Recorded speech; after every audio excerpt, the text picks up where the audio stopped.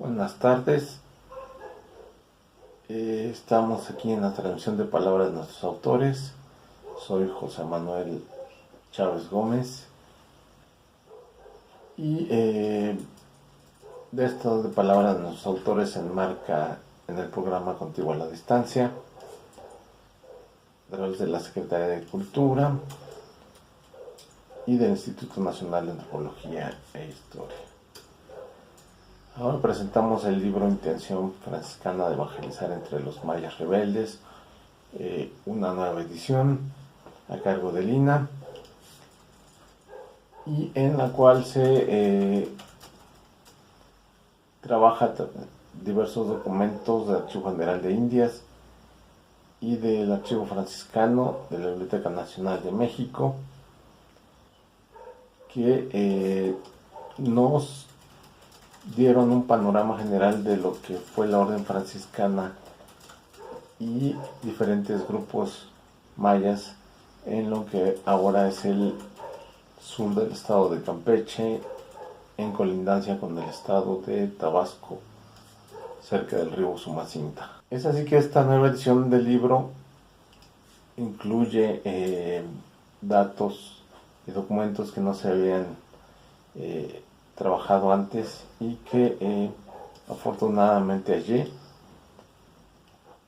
que nos describen la forma de organización de una custodia misionera que se trató de implementar en esta zona selvática maya, ¿no? Y que durante mucho tiempo pensamos que solo había sido un rumor, digamos, algo que se había establecido en los documentos, pero no.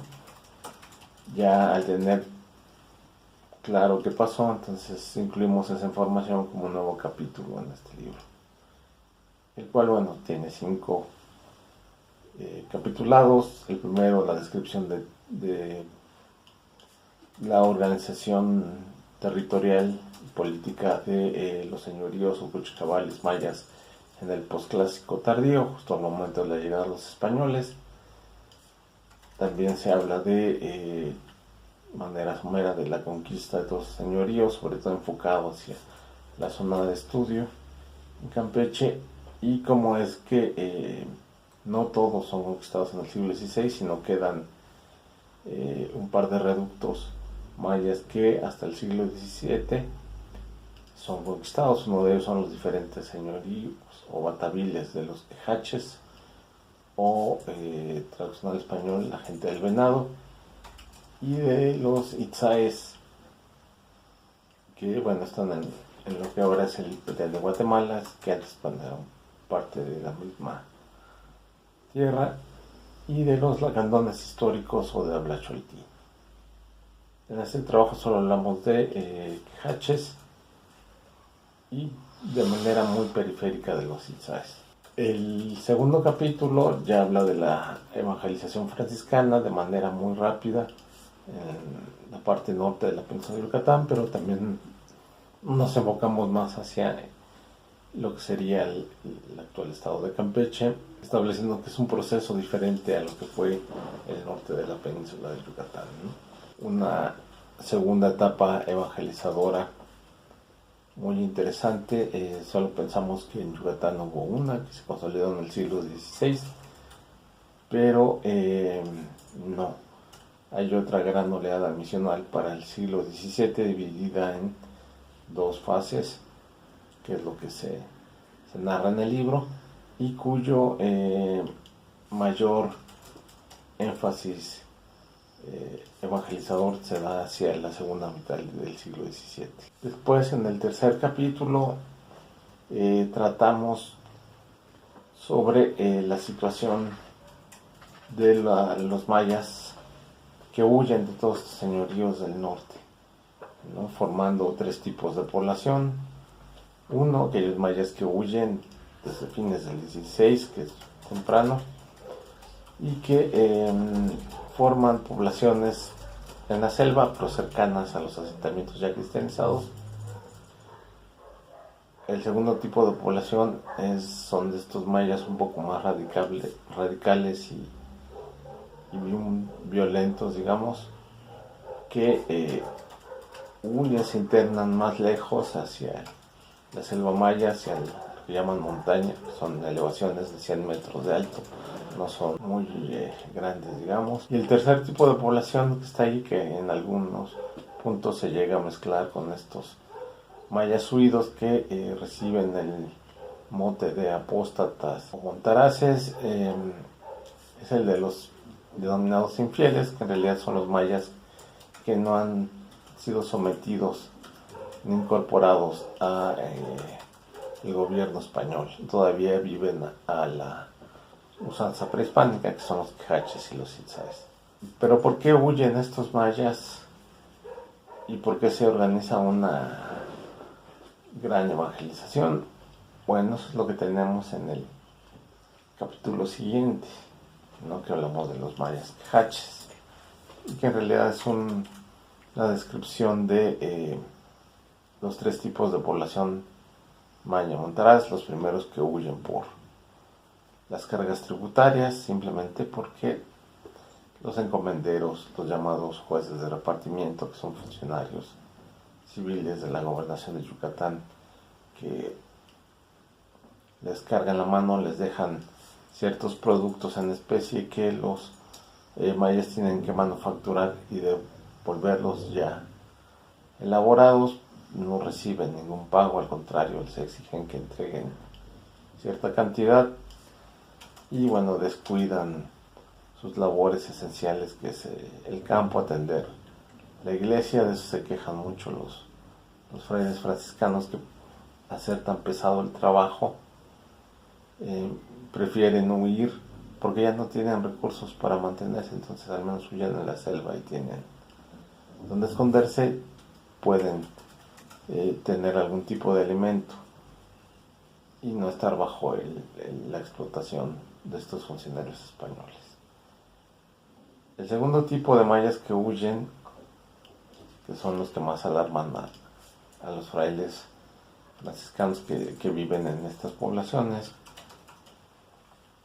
son aquellos que han tenido contacto todavía con grupos quejaches y que parece que platicaron con gente ya anciana que todavía recordaba cómo había sido la organización maya antes de la llegada de los españoles. Algunos de ellos habían sido educados o estado bajo la tutela de los frailes seráficos y se forma una generación bien interesante. En este sentido destaca un maya que de nombre Juan Yam, que es nacido en Bolonchen, Cahuich, en el actual estado de Campeche. Todavía existe la población, y que huye no solo de las cargas tributeras, sino que maneja un conocimiento de lo que era el antiguo calendario maya, de probablemente algunos, ya sea de tradición oral o algunos documentos escritos de lo que eran las versiones del Chilambalán, por la forma que se va argumentando su papel como líder rebelde y el contexto de la rebelión, y que pues no solo era huir de las cargas tributarias, sino del control civil y político del gobernador de Yucatán y de todos los funcionarios, y también de la vigilancia religiosa de los frailes y de la enseñanza. Busca recrear todo el antiguo espacio perdido, ¿no? Y lo hace a través de todos estos mayas que huyen y forman nuevas comunidades. Se organizan a través de Batabil o señoríos mayas independientes en la selva, con un Batab como líder general, en una capital asentada que se llama Subtoc, y que reconfiguró un territorio como si fuera un Cuchicabal, gobernado por él como el máximo Batahuajao maya, ¿no? Y que los otros, que bueno, se manejan de manera independiente en cierta manera, pero le rinden obediencia y respeto a Juan Yam, que además cambia su nombre de Juan Yam a Nachan Yam a la manera antigua, anteponiendo el matronímico al patronímico, enfatizando que es hijo del linaje Chan, que además vemos en los documentos que había un batabil de mayas quejaches asentado más al sur todavía, que no habían sido conquistados, que eran los Chan, ¿no? Parecía que él quería reivindicar ese linaje del que provenía su madre, y es así que, pues tomando ese papel, reconfigura un Cuchcabal con ciertas características prehispánicas, pero ya buscando rescatar lo que quedaba de tradición maya antigua, ¿no? Y cortando de tajo toda relación con los españoles. Estos mayas son los que más, como dije, preocupan a los frailes, ¿no? Y también a la gobernación de Yucatán. En el siguiente capítulo describimos cómo los encomenderos, que ya no tenían mano de obra ni ingresos que los mantuvieran, pues obviamente estaban muy alarmados, se organizan y buscan hacer entradas militares a la selva para regresar a los mayas huidos a sus antiguas encomiendas y de paso conquistar por la fuerza a los quejaches e izaes. Se oponen los frailes. En el libro se describe cómo está esta continua pugna entre la orden de San Francisco en Yucatán con las autoridades civiles, el gobernador de Yucatán, el teniente del rey en Campeche y diversos encomenderos que tienen bastante poder económico. Y en otro el obispo, que el obispo va a estar ya sea apoyando al grupo de los encomenderos, o va a estar por cuestiones o por orden reales, va a tener que apoyar a los franciscanos. Y bueno, así en esta negociación y a través del apoyo de la reina gobernadora ya para la segunda mitad del siglo XVII, los franciscanos evitan que los encomenderos y los militares españoles hagan sus incursiones armadas a la selva maya. Para esto, Juan Yam mantiene relación directa con un personaje, un fraile franciscano, cuya personalidad es muy interesante, es Fray Cristóbal Sánchez, quien domina perfectamente el maya yucateco, ha estado en toda esta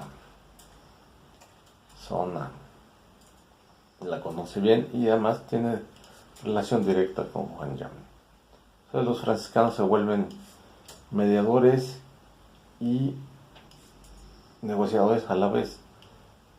Es interesante ver cómo esta red de información entre mayas, motaraces y franciscanos fluye, a pesar de que es una distancia grande. La información corre y llega más rápido de lo que pensamos en la actualidad. Así que los mayas de la montaña están informados de todo lo que se está organizando en la ciudad de Mérida, y los frailes conocen de primera fuente qué es lo que se está organizando en la selva, ¿no?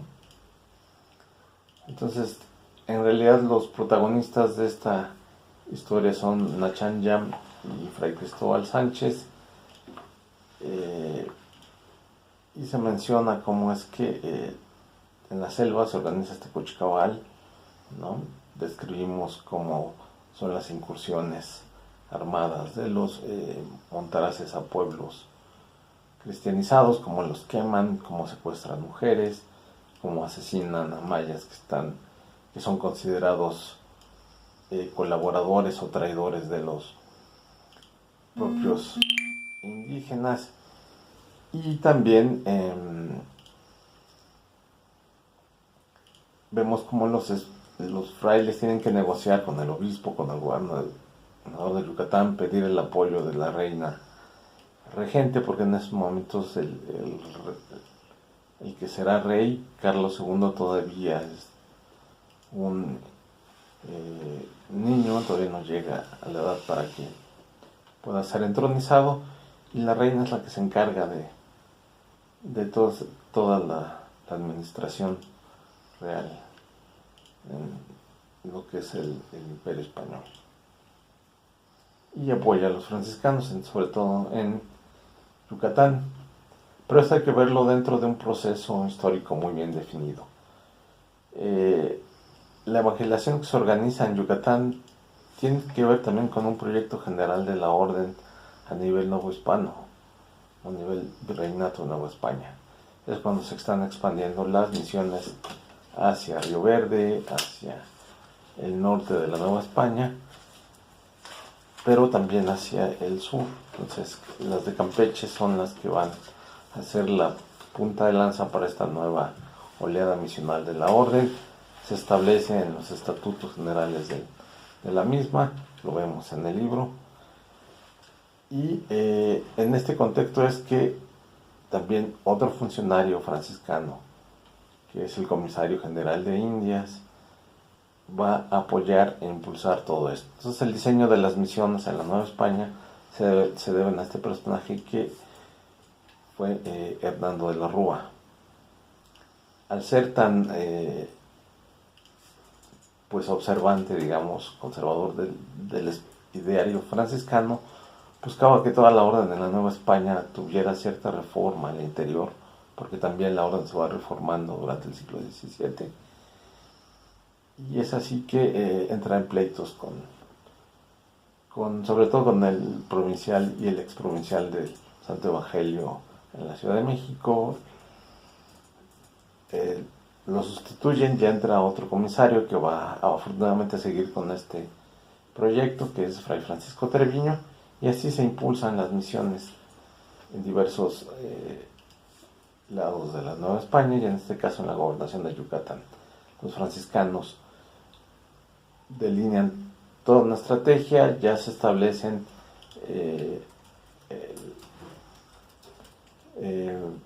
Hernando de la Rúa establece las condiciones para fundar una custodia. Ustedes van a ver en el libro de qué se trata esta custodia, que en realidad es un proyecto para crear una nueva misión a nivel de la orden, ¿no? Fundar conventos, llegar a cierto número de casas conventuales y con el tiempo independizarse de la provincia de San José de Yucatán para crear una nueva provincia que enlace tanto la de Yucatán con la de Guatemala, y así sea el flujo, obviamente, de mercancías y demás. Y pues se logra evangelizar a los mayas insumisos, que eran los Haches y los Itzáes. A fin de cuentas, en el libro se establece qué es lo que sucede. Eso se los dejo para que ustedes lean al final en la publicación. Y los invito a leerlo porque es una historia de la orden franciscana y de los mayas insumisos en Yucatán, y de cómo en este siglo nos muestra toda la dinámica social, política y religiosa de la cosmovisión maya en este tiempo. Gracias.